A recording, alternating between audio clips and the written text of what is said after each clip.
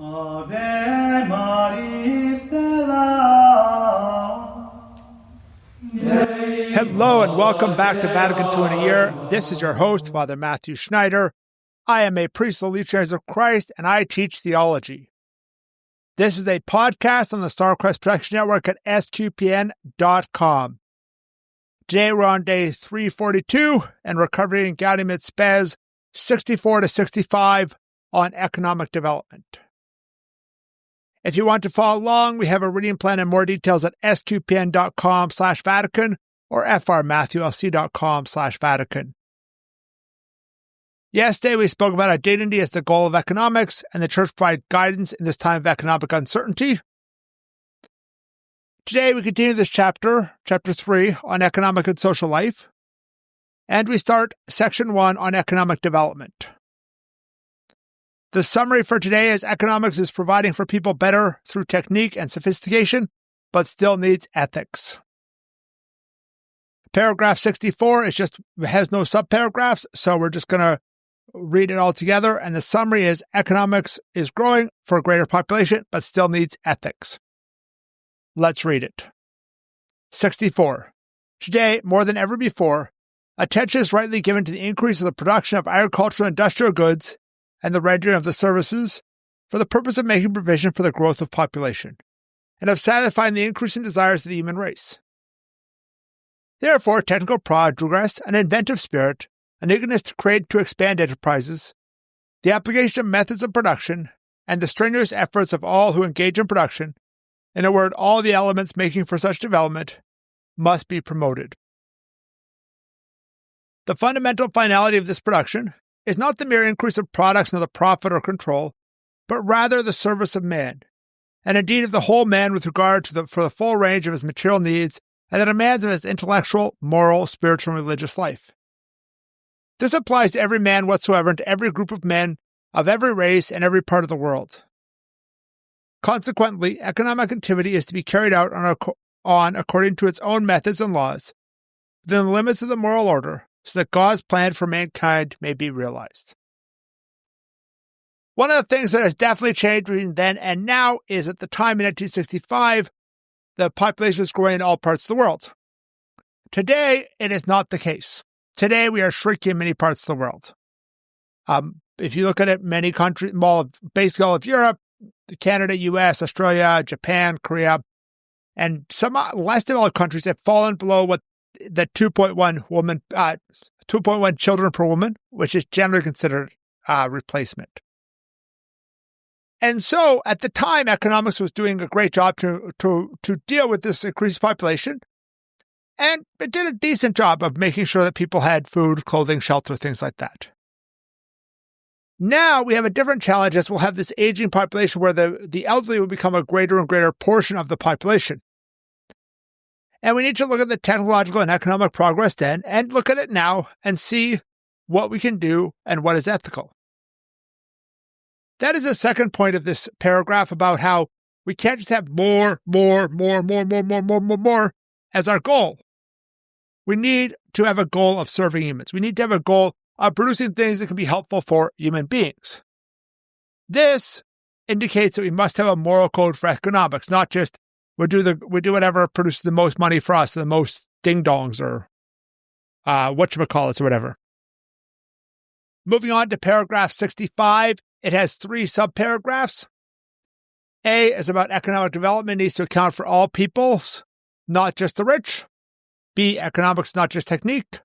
And C, we all have a right and duty to contribute. So let's begin with 65A. Economic development must remain under man's determination and must not be left to the judgment of a few men or groups, possessing too much economic power over the political community alone or of certain more powerful nations.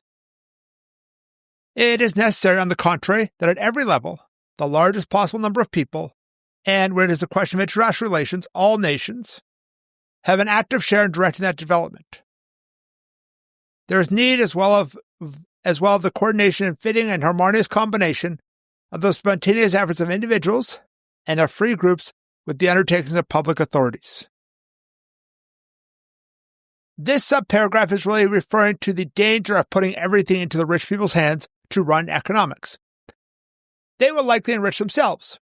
I think this applies whether you're just looking at it as the few billionaires or the G7 or the richest nations or however you want to put it there, because the danger, the tendency, the temptation to enrich yourself is so strong in human beings that we need to look at the voices of the less privileged, whether those are the poor in our society or the less privileged nations.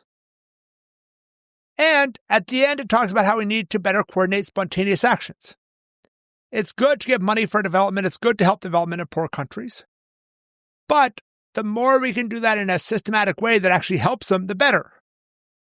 It's just like, in general, helping solve the homeless problem, it's better to give $10 to the homeless shelter than $10 to a random homeless person. I'm not saying don't give money to homeless people, but we should be thinking about how to do it systematically so we can actually resolve the issue, not just put a Band-Aid over it for the next few hours or the next few years if you're talking about economic development. And that's important when we think about it. How do we do it systematically to get the greatest benefit from the money we have? Because money is not unlimited. So moving on to 65B, it talks about economics are not just technique or technology. Let's read it. Growth is not to be left solely to a kind of mechanical course of the economic activity of individuals, nor to the authority of government. For this reason, doctrines which obstruct the necessary reforms under the guise of false liberty, and those which subordinate the basic rights of individual persons and groups to the collective organization of the production must be shown to be erroneous. I think this subparagraph refers to two dangers, two extremes, and it rejects them both. It rejects both the kind of laissez-faire capitalism that just says, whatever the markets decide, that's good. And it rejects the communist collectivism where we don't take away the rights of individual persons and groups. The church condemns both of those extremes. But within the kind of spectrum outside those extremes, there are a lot of possibilities, and the church doesn't say, we have exactly this economic policy. Instead, the church sets guide rails, and I think this is one of the clearest places to point that out. I'm pretty sure I've given that kind of analogy before, but I think it's important because I see this as like, okay, there's two extremes, we got to avoid them both. And by laissez-faire, capitalism here, we're not just talking about modern capitalism, but we're talking about this idea that that some people have of like no government regulation and just deciding their own and things like that without things like, hey, we need to make sure the food's safe as a government or things like that, right? Which is a reasonable thing for a government to do. And obviously this condemns the idea that it's just technological and there's just economics is pure technology or, technique. Finally, let's talk about 65C, about each person, each citizen having a right and duty to contribute. Let's begin. C, citizens, on the other hand, should remember that it is their right and duty, which is also to be recognized by the civil authority, to contribute to the true progress of their own community according to their ability. Especially in underdeveloped areas, where all resources must urgently be employed, those who hold back their unproductive resources, or who deprive their community of the material or spiritual aid it needs, saving the personal right to migration, gravely endanger the common good. I think this main point here is very obvious. We all need to contribute. We have a duty not just to kind of leech off the government, not to just sit there and collect government money when we can work. Obviously, not everyone can work, but that is our duty and our right to be able to contribute, to be able to build stuff, to be able to run restaurants, to be able to take up jobs and things like that. And it notes that in doing this, we need to look at the places where there's least development, where it's most development is needed for doing that, right? So you look at the blighted neighborhood or the poor country or things like that, and how I can build it up there, most of all, because that's going to help the common good the most in general. That concludes today. Thank you for listening to this episode of Vatican II in a Year. This is a listener-supported podcast, and you can donate to help StarQuest produce it and other great podcasts at sqpn.com/give. You can give one time, monthly, or join the StarQuest Patreon. Tomorrow, we're going to have the other part of this section, which is the next paragraph of Gaudium et Spes, number 66, on justice and equality in economics. Please join us then to learn more about Vatican II, which will provide a blueprint for the Catholic Church. If you want more information on the podcast, like playlists for individual documents and a reading plan, go to sgpn.com/Vatican, frmatthewlc.com/Vatican, or Vatican SGPN on Facebook and X.